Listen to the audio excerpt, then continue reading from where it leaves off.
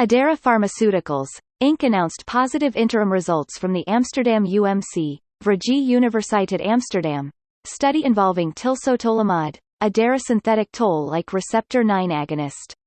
These results indicate that the study has been stopped early due to the significant adverse effects seen in subjects. INTRIM-1 is a randomized, double-blind, placebo-controlled phase 2 trial among patients with localized, excised melanoma, pathological tumor stage 3 to 4, with no regional metastasis detected and no evidence of distant metastasis.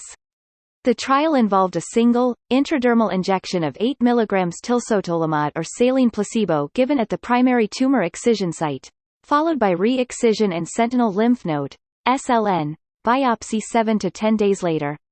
In a study comparing the effects of tilsotolimod and placebo on ulcerated lesions, there was a significant difference in the rates of SLN plus patients among the two groups. The tilsotolimod group had a 70% lower SLN plus rate compared to the placebo group.